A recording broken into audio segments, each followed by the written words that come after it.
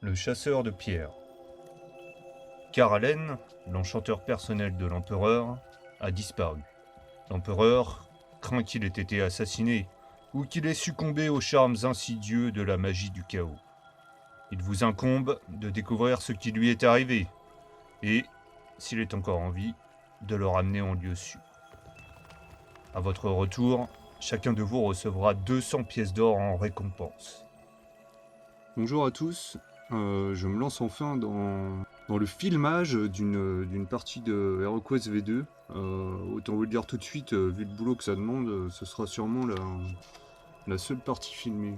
Mais c'est l'occasion de sortir mon plateau 3D que j'ai fait en quelques jours, avec 2-3 bouts de carton. On va jouer une quête originale adaptée en V2.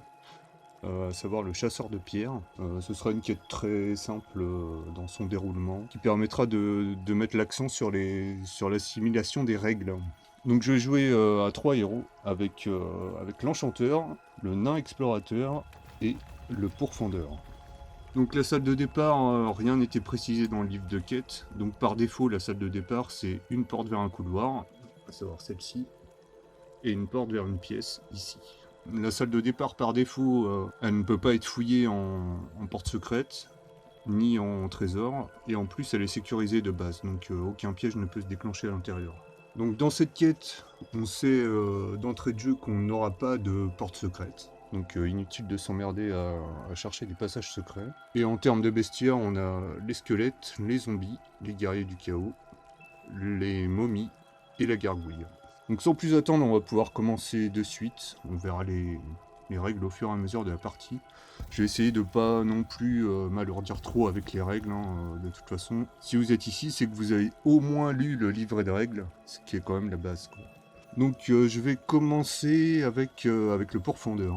Donc le pourfendeur va commencer par faire une action de déplacement. Il lance son dé de déplacement, il fait 5. Et on ajoute à cela son total de points de vie actuel qui est de 7. Ce qui nous fait donc 12 cases de déplacement. Il va se déplacer 1, 2 et 3. Ouvrir une porte est gratuit, à savoir que pour pouvoir générer le contenu de la salle, Il est obligé de rentrer sur la première case de cette salle. Il a donc fait 3, il lui reste 9 points de déplacement. Donc ce que je fais habituellement, c'est que j'utilise un dé à 12 faces pour noter les points de déplacement restants, puisque son déplacement est interrompu le temps qu'on génère le lieu. Donc pour générer ce lieu, on va piocher une carte exploration pièce qui nous dit qu'il y a une porte verrouillée vers une autre pièce. Donc on la place, là on a le choix entre cette pièce-là ou celle-ci. Moi je vais la placer ici. Et elle est donc verrouillée. Donc on pioche une carte serrure et on la met en attente dans la pièce de destination. Le pourfendeur a encore 9 points de déplacement. Je pense que ce qu'il va faire, c'est qu'il va se placer ici et essayer de casser cette porte. Donc le crochetage ou forçage de serrure est gratuit. Donc là on a une serrure en fer avec un crochetage plus ou moins compliqué. Et nous avons sinon en forçage dans la ligne du bas une serrure avec 3 points de vie et 3 dés de défense. Donc je pense que je vais essayer de la crocheter. Donc pour crocheter une serrure, c'est simple. C'est un peu le principe du Yams. Tout le monde connaît. On a une réserve de 6 dés. Et on a droit à 3 lancers pour obtenir la combinaison qui se trouve ici. Donc premier lancer. Je vais garder les boucliers blancs. Et je vais garder un crâne. Donc je relance les 3 dés qui me restent. Deuxième lancer. J'ai un bouclier noir. J'ai un crâne et il me manque un crâne. C'est mon dernier lancer. Et ben c'est réussi. La serrure est crochetée et va donc dans la défausse. Donc à ce stade, je peux choisir d'ouvrir la porte ou de la laisser fermer. Et c'est ce que je vais faire. Par contre, je peux continuer mon tour de jeu. Donc il me restait du déplacement, je vais me mettre sur le côté pour laisser la place à d'éventuels courageux qui voudraient ouvrir cette porte. Et comme deuxième action, avant toute chose, mon déplacement se termine dans un lieu non sécurisé.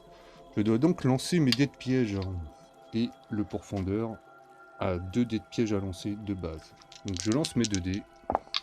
Et comme je n'ai pas obtenu de face noire, je n'ai pas de carte piège à piocher.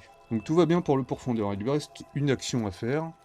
Et je vais donc chercher logiquement un piège en piochant une carte piège. Et la carte me dit pas de piège. Le lieu est donc sécurisé, ce qui implique que plus aucun piège ne peut se déclencher dans cette pièce. Et comme c'était une recherche de piège, je dois remélanger la carte pas de piège dans le paquet piège. Ceci étant fait, le pourfendeur termine son tour de jeu. J'utilise donc mon marqueur d'activation, je le mets sur rouge. Je me souviendrai donc qu'il a joué. Comme il n'y a pas de monstre en jeu, les héros peuvent continuer leur tour de jeu. Je vais donc jouer le nain explorateur qui va lancer son dé de déplacement et qui fait un 6. Je ne vais pas le déplacer d'autant de cases. Je vais achever son déplacement ici. Comme le lieu est sécurisé, j'ai pas à lancer mes dés de piège et je vais logiquement chercher un trésor. Le nain a une capacité spéciale qui lui permet de piocher 2 cartes trésor et de choisir celle qui l'intéresse, l'autre étant remélangée dans le paquet. Nous avons donc une carte rien. En dépit d'une fouille méticuleuse, vous ne trouvez rien. Et sinon, nous avons une carte bourse de cuir. Vous avez repéré une pierre derrière laquelle se trouve dissimulée une petite bourse de cuir. Prenez immédiatement 50 pièces d'or. En bas des cartes trésors, on a des effets qui nous disent que faire de la carte une fois résolue.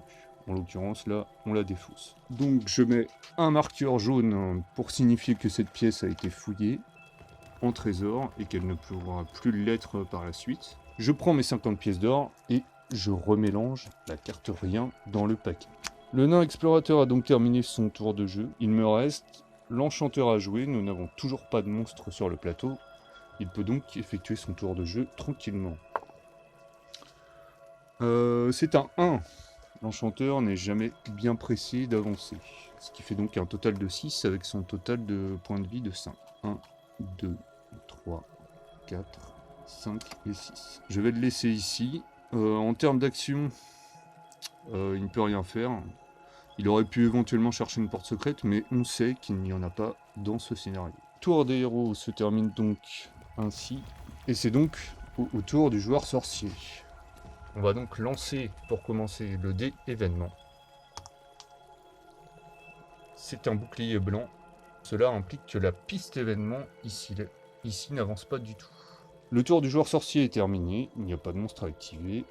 On replace tous les marqueurs à activation des héros sur la case verte. Et un nouveau tour peut commencer. Je vais donc activer mon pourfendeur qui va ouvrir la porte ici présente. Petite précision quand même, j'ai fait mon plateau 3D de la manière la plus rapide qui soit. J'ai donc mis uniquement des coins dans les pièces et pas des murs plans en fait. Donc ici, nous avons bien un mur imaginaire et il n'y a donc pas de passage en fait. Donc le pourfendeur lance son dé de déplacement, il fait 2, ce qui fait un total de 9 en déplacement. Donc il va faire 1 et 2, il rentre. Il lui reste donc 7 points de déplacement. Je pioche une carte exploration pièce pour générer le contenu de cette nouvelle pièce. Une porte verrouillée vers une pièce. Alors, cette porte ne peut pas être placée, car la pièce adjacente ici et la salle de départ donc déjà explorée. Même chose pour celle-là. Donc la porte n'est pas effective et c'est donc une pièce sans issue. Par contre, la carte me dit de piocher une carte matrice. Donc il y a potentiellement des monstres. Et c'est le cas. Nous sommes à 3 héros, donc je lis la ligne 3. Qu'il y a un monstre de type B et 2 monstres de type C. Monstre de type B, c'est un zombie. Et monstre de type C, ce sont 2 guerriers du chaos. Donc je prends un zombie, 2 guerriers du chaos.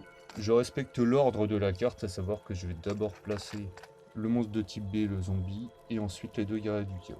Comment les placer dans la pièce? C'est très simple. On a ici une table de répartition. Nous nous trouvons dans cette pièce-là.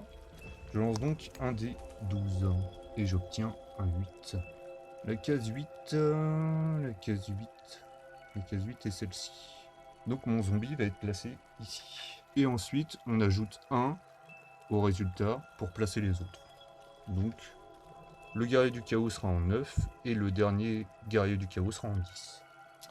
Alors, petite subtilité, nous savons de base, grâce à ceci, l'ordre d'activation commence sur la case B. Donc ce sera donc les zombies qui s'activeront en premier, puis les guerriers du chaos. Donc une fois que mon pourfendeur aura terminé son tour de jeu, eh bien le zombie s'activera. Donc en toute logique, je devrais attaquer le zombie. Le problème étant, si jamais je le tue, ce sera donc au guerrier du chaos de s'activer ensuite. Et là, je pense que mon pourfendeur va s'en prendre plein la tronche. Donc ce que je vais faire, c'est que je vais quand même attaquer le zombie. Parce que il génère des états maladies. Et ça, c'est pas bon du tout. Le déplacement du pourfendeur se termine dans un lieu non sécurisé. Je dois donc lancer son dé de piège. Tout va bien.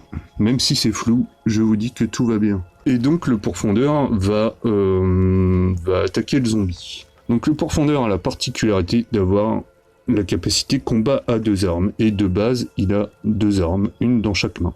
Donc avec ces 2 armes, il peut soit utiliser une arme l'une après l'autre pour attaquer 2 fois 2 cibles adjacentes différentes, ou sinon il peut décider d'utiliser ces 2 armes d'un seul coup pour mettre toute sa puissance dans une seule attaque, et c'est ce qu'il va faire avec ce zombie. Donc on voit qu'il ajoute un dé noir par arme, ça lui fait donc 2 dés noirs, plus son dé de base qui est un dé orange. Et on va lancer tout ça en priant bien fort. Eh ben, il nous fait là 4 crânes. J'aurais voulu le faire en trichant, j'aurais pas réussi. 4 crânes, notre zombie se défend avec 3 dés blancs. Je lance les dés pour le fun, mais il peut potentiellement pas annuler cette attaque. Ah, il fait quand même 2 boucliers noirs, donc j'annule 2 touches, il en reste 2. Comme le zombie n'a qu'un seul point de vie, il meurt dans d'atroces souffrances. C'est donc la fin du tour de notre pourfendeur. Et la V2 en édition révisée se joue en activation alternée, c'est-à-dire que comme il y a des monstres sur le plateau, un héros ayant fini son tour de jeu, c'est donc au tour des monstres de s'activer. Et en l'occurrence, ça va être le tour des guerriers du chaos. Donc ce qu'on fait, c'est qu'on prend la carte monstre, on regarde au dos, on lance un dé, et je fais 4. Et la carte nous dit activation normale. Au cours de cette activation, les guerriers du chaos prennent pour cible prioritaire le héros à qui il reste le moins de points de vie. Donc celui qui a le moins de points de vie, c'est bien entendu l'enchanteur. Mon dieu, mon dieu. Les guerriers du chaos ont un déplacement de 7. On commence par activer les monstres les plus proches de la cible. 1, 2, 3, 4, 5, 6, 7. Dans la mesure du possible, le monstre utilisera un maximum de son potentiel de déplacement pour finir son déplacement en étant adjacent au moins de héros possible. En l'occurrence, là, il n'est adjacent que à l'enchanteur. Donc le guerrier du chaos va attaquer notre enchanteur en lançant 3 dés blancs. Il fait une touche. Notre enchanteur a pour sa défense un pourpoint de cuir qui permet de lancer un dé blanc de plus, et de base, il a un dé vert. Et il annule 0 touche. On avait une touche, l'enchanteur perd 1 point de vie. Il est donc à 4 points de vie. Dans cette édition révisée, nous avons la règle de mêlée. À chaque fois qu'un monstre blesse un héros, il échange sa place avec sa cible. Donc le guerrier vient se switcher ici, et l'enchanteur est acculé dans le coin. Nous avons notre deuxième guerrier du chaos à activer qui peut se déplacer de 7, et logiquement il peut encore attaquer l'enchanteur puisqu'il y a une case adjacente libre ici. Et il va décapiter l'enchanteur à mon avis. Non, il fait seulement 1. L'enchanteur se défend toujours avec un blanc, un vert, et il s'est défendu puisqu'il fait 2 boucliers blancs. L'activation des guerriers du chaos tout flou est terminée. Nous plaçons un marqueur quelconque sur sa carte pour dire qu'ils ne pourront plus s'activer ce tour-là. On peut donc reprendre le tour des héros. J'ai donc le nain explorateur qui peut jouer et l'enchanteur. L'enchanteur qui, rappelons-le, est encerclé.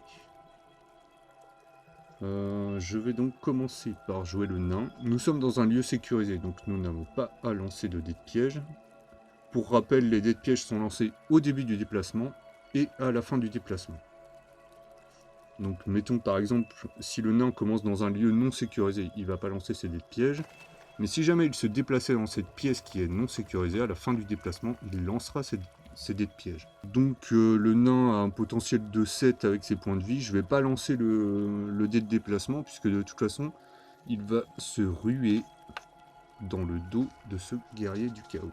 Le nain a une hachette qui lui donne un dé blanc de plus, et de base, il a un dé noir pour attaquer. Et il fait une seule touche. Je vais cramer un point d'esprit qui me permet de relancer le dé de mon choix. Et en l'occurrence, je vais relancer le dé noir. Eh bien, il fait 2 touches sur ce guerrier du chaos. Le guerrier du chaos se défend avec 4 dés blancs. Et oui, ils ont des armures lourdes. Il se défend extrêmement bien. Il annule les 3 touches. Enfin, les 2 touches du nain sont annulées. Donc c'est un chou blanc. Chou blanc, chou blanc. Et il me reste l'enchanteur à jouer. Et je pense que l'enchanteur va consulter son grimoire de sortilège. Donc nous avons 3 sorts de l'air. Je pourrais éventuellement cramer mon djinn qui permet d'attaquer avec 5 dés blancs, mais il permet aussi de ramener un héros mort à la vie, donc ce serait un peu dommage. J'ai la tempête qui peut paralyser un guerrier du chaos pour un tour, et j'ai un vent vif qui permet de courir, mais bon, je suis pris en sandwich, je vais pas pouvoir sauter par-dessus ces salopards. Nous avons 3 sorts de nécromancie. Donc ces sorts viennent de l'extension V2, hein, je joue avec l'extension V2. Absorption d'âme, je peux ponctionner les points d'esprit des guerriers du chaos pour les regagner. Pas très intéressant. Je peux réveiller les morts, mais il me faut pour ça des marqueurs cadavres et il n'y en a pas en jeu sur le plateau. Ou je peux faire un sacrifice. Bah voyons. Un héros de votre choix dans votre ligne de vue doit perdre un point de vie. Et il peut immédiatement effectuer une action de son choix. Ah ah! Quel dommage que le pourfendeur soit dans sa pièce, loin de l'action. D'accord, d'accord. J'ai arme enchantée, sort de lumière. Alors je peux mettre de la lumière. Pour l'instant ça ne me sert à rien. Lumière aveuglante. Je peux mettre un marqueur d'activation sur une carte monstre de mon choix. Mais il y a déjà un marqueur d'activation sur les guerriers du chaos. Donc non. Et enfin, j'ai arme enchantée. Je peux donner cette carte à un héros. À la fin de chacun de ses tours, ce héros lance un dé blanc. S'il obtient un crâne, la carte est défaussée. Et par contre, tant que le héros est en possession de cette carte, il lance un de plus pour attaquer. Ça, c'est intéressant. Le héros doit être dans une ligne de vue. Et malheureusement, il ne l'est pas. Donc, tout ça pue particulièrement. Si je fais un vent vif, est-ce que je peux traverser des cases? Non. Donc je suis vraiment pris en sandwich en fait. Donc ce qu'on va faire, c'est qu'on va refermer ce grimoire de sorts. Et on va essayer d'attaquer avec des armes toutes pourries. Je viens d'ailleurs de me rendre compte que la défense de base de l'enchanteur est bleue et non verte. Voilà, comme quoi n'importe qui peut faire des erreurs. Et peut-être même que j'en ai fait d'autres. Donc l'enchanteur va attaquer avec, du coup, un dé vert et sa baguette de sorcier qui lui donne un dé blanc supplémentaire. Donc on y croit, on y croit. Et il fait absolument rien. Donc je vais cramer un point d'esprit, puisqu'il en a plein autant qu'il serve. Et je vais relancer mes dés.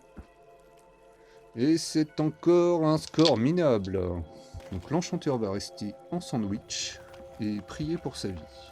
Tous les héros ont donc joué. C'est donc au tour du joueur sorcier qui lance son dé événement. Nous avons encore un bouclier blanc, la piste n'avance pas. Fin du tour, nous retirons le marqueur activation des guerriers du chaos. C'est un nouveau tour des héros qui commence. Je vais jouer logiquement le pourfendeur qui va commencer par lancer son dé de piège, ses dés de piège, pardon. Donc déjà nous avons un bouclier noir. Donc je dois piocher une carte piège. Et c'est un pas de piège. Donc tout va bien, la carte va dans la défausse. Et le pourfendeur ne déclenche pas de piège. Ensuite, il lance son dé de déplacement, il fait 2. Ce qui fait un total de 9. 1, 2, 3, 4, 5, 6, tout va bien. Je vais me placer adjacent aux 2 guerriers du chaos. Alors, la question se pose entre est-ce que j'attaque chacun d'eux avec une seule hache ou est-ce que je concentre mon attaque sur un seul? Je pense que c'est ce que je vais faire. Donc j'ai 2 dés noirs et un dé orange. C'est un 3 crânes, 3 crânes, 3 crânes. Le guerrier du chaos a 3 points de vie. S'il ne fait pas un seul bouclier, en lançant ses 4 dés de défense, ça peut passer.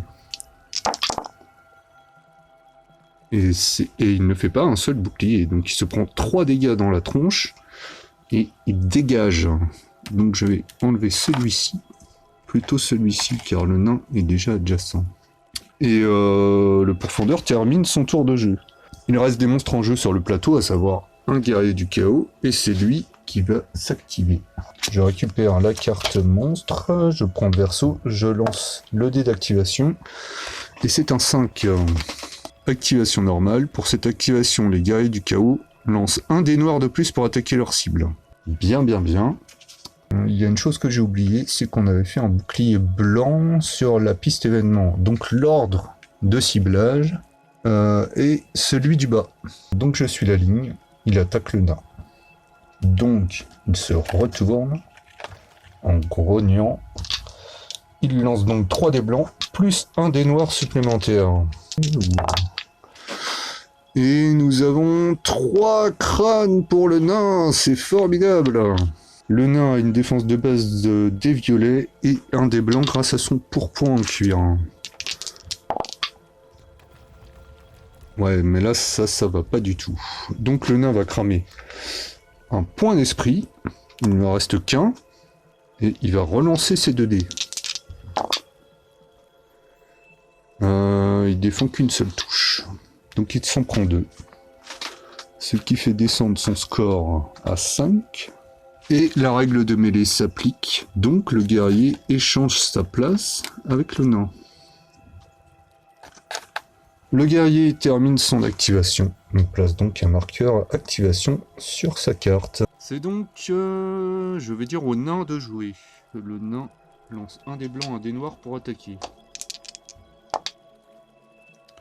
Il fait un seul crâne. Et ben on va pas aller loin avec ça. Surtout que le guerrier se défend.